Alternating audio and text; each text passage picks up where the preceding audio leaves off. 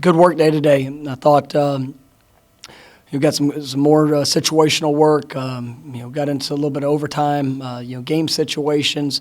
You really continue to emphasize third downs. Trying to put our guys in challenging circumstances and on both sides of the ball. Just truly emphasizing our response. I thought the defense was dominant today. Really came out, and I thought we're flying around to the ball. I'm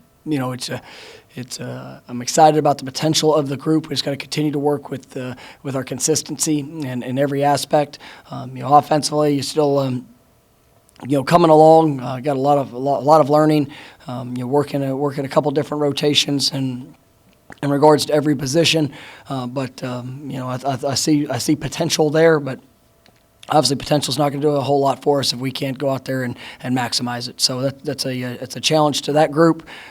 Special teams getting a lot of good work. Really excited about what I'm seeing from our specialists and the buy-in from our guys in all aspects of what we're asking them to do. And so that leads up to tomorrow. Tomorrow evening, we're going to get a chance to take it to the stadium and get a little bit of scrimmage work. I'm excited to see these guys really more in a game type situation. This will be our first time of kind of putting them in that situation, and we're going to get a chance to see how they respond. So it should be a great day, and definitely looking forward to it. First question will be Ira from Warchamp. Hey, Coach, have you seen any separation yet for the quarterbacks?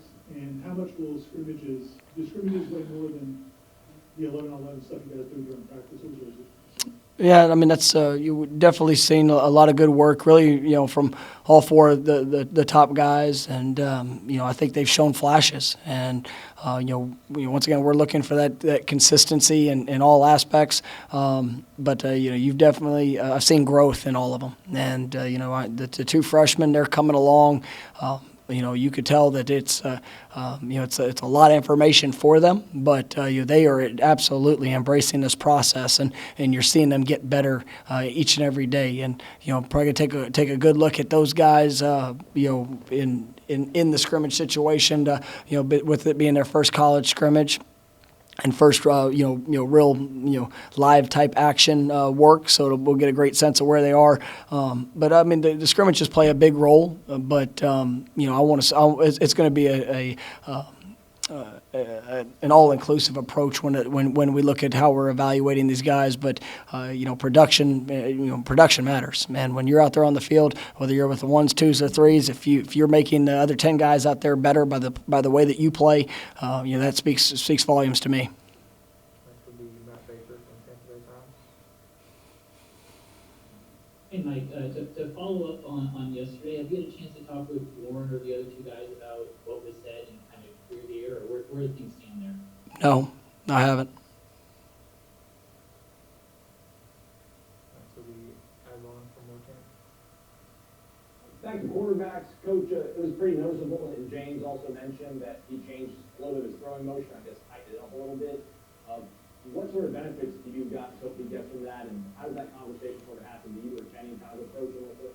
Yeah, Every quarterback's going to have a little bit of their own style in their release, and I want them to be true to their comfort, but trying to be as efficient as possible. We're a rhythm-based passing team. I think the biggest thing that we've really focused on is his feet. And I think once he gets his feet in the right place, we tried to tighten up a few things up top in the throwing motion just to be able to get the ball out and as effective and efficiently as possible. But the thing I'm proud of is really seeing the development that he's having within his lower half, and he's throwing the ball on time. Kind of getting in a better sense with each opportunity of where he's supposed to be and kind of the rhythm of when it should what that timing should look like. And I think that's really helping with the consistency. Next question will be Brendan Seminoles from Norvell 247. Hey, Mike, how's it going? Everything's going well. How about yourself? Good, thanks. I seeing both Jarvis Brownlee and Raymond Woody's names pop up quite a bit in the mission takeaway deal that Coach Fuller does. What are those two guys doing well to keep positioning themselves to make turnovers this preseason? I'm glad you mentioned them because both those guys are doing a really nice job. Not only with what they're doing on defense. I mean, they're showing up their effort, continuing to buy into the technique and fundamentals of playing the position. But they're putting all they have on the field, and that's also showing up huge in special teams and their special teams work. They're trying to be that all-inclusive, well-rounded player, and those two guys have had a really good week. Excited about what their futures hold, and so I'm glad you mentioned them because they've definitely been a couple of bright spots, from a couple of young guys that I think have great futures. Next will be Kurt Weiler from Balanced Democrat. Hey, Coach, I know you have a history of pulling guys from all over the roster to kind of fill that fullback role. I was wondering who you kind of tried out on this roster in that role. We've got a couple guys. DJ Lundy, who's a young freshman. DJ was a running back for most of his high school career, and really moved to linebacker his senior year. But he's one I'm excited about. Armani Kerr, is a young man that kind of into depth at the linebacker position, but really kind of embraces that role. And you've got a couple other potential options. That's going to be a big part of probably this next week. We're going to start looking at instituting that position a little bit more, but we're excited about the potential of a couple guys, and we'll see how that all plays out. Gene Williams from Moorcamp. Good afternoon, Coach. How's it going, Gene? Good. Hey, you mentioned this to me. It's hardly your first ever scrimmage that you've held as the head coach at Florida State tomorrow.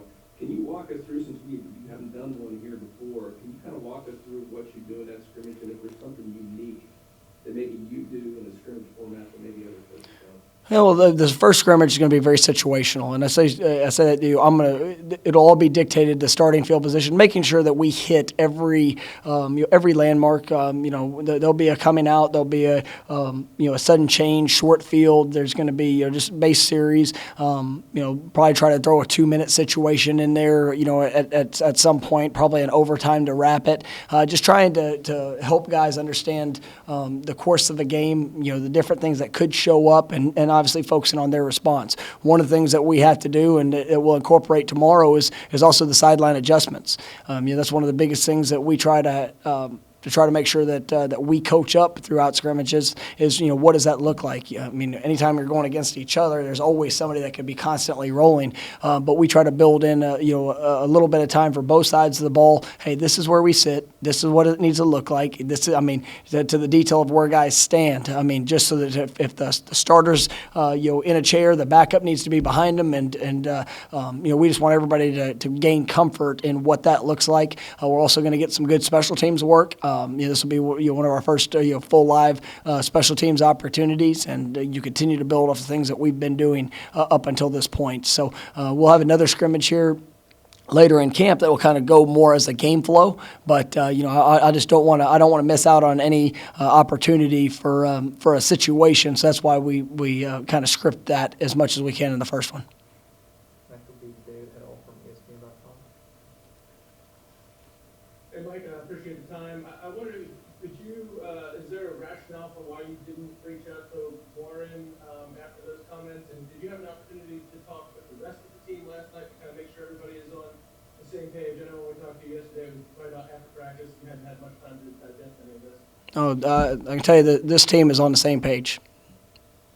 That's where I'll leave it. Next will be Perry from Tomahawk Nation. Hi, Coach. How are you doing? I'm doing well. How about yourself? Not too bad. My question is about recruiting because I've seen this trend of players. Coaches always love the juice sport athletes, but now we've seen players get scholarships in both sports and come to the school play. And I'm just wondering what your thoughts are on it, especially at a school at FSU where baseball and basketball are kind of more high level when you're looking for different athletes. Oh, absolutely. I think that's one of the greatest things about Florida State is the rich tradition of two-sport or even three-sport athletes in some cases, and it's something that we definitely embrace. here in this first signing class, a guy like Corey Wren, is going to be able to run for our track team here in the spring semester.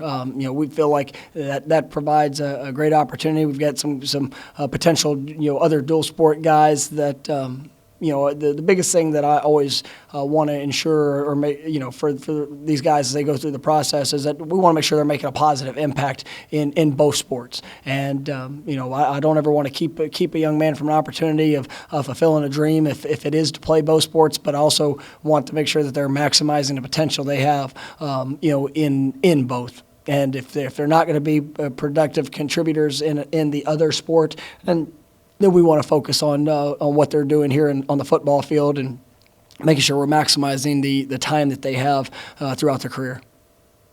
Go back to Ira. Josh Bindo, obviously, is a really bright guy and a very talented guy. It seems like listening to him talk over the last few months, it's obvious how focused he is, and it seems like there's a great determination, I'm sure, because of coming back from the injuries and things like that. Have you sensed that from him, and what have you seen from him so far in camp? I've really enjoyed building the relationship with Josh, and from when I first got here, I remember our first meeting there in December, and just Josh is very, very intelligent. And to seeing the maturity of what he has, he doesn't always say a whole lot, but he's always watching, and I think that's an area that we've built a great relationship throughout that time. And he's got a lot of respect for his coaches. He's got a lot of respect for his teammates. He understands the importance and the necessity of work. Josh had a big time play today in practice. It was just an effort play. This guy that's played some good football here, but he wants to be better.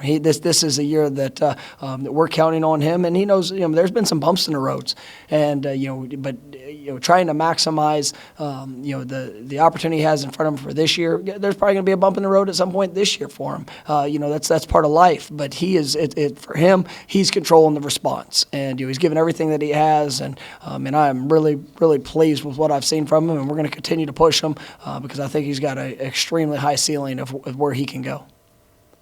Last one will be Aslan from Northampton. You mentioned earlier in camp about how you want to kind of just keep things simple and don't overwhelm the players, but with the scrimmage and being less than 30 days from the start of the season, do you want to put them in stressful situations and see them strain? Well, you're assuming it hasn't been stressful on them. We've stressed them in a lot of ways, and so it's just building that confidence in understanding in confidence in the concepts, and so we're being very multiple with them. We're trying to find out, it's big for our evaluations to see what our guys do best. We're looking at a lot of different personnel groups. We're looking at a lot of different sub packages in regards to what we're asking our guys to do and just how well they grasp and understand the big picture approach to the concepts and schemes that we're implementing. And so there's definitely been a great amount of learning that has been required. But on the flip side of it, I don't want to paralyze their minds by just overwhelming them with information. We do have. It's probably an added benefit that we get an extra week before the first game, and even the 2 weeks before we started camp, having the walkthroughs and being able to go through that process. I think that's going to be a big benefit for us. But I want to see these guys play fast. We're probably going to get a little bit more aggressive next week. With the kind of the second wave of installation. But we've got a lot of offense, a lot of defense in right now. Probably not big picture approach. Just it's not an overwhelming amount, but I want to see them be able to process that information and go out there and play fast tomorrow night.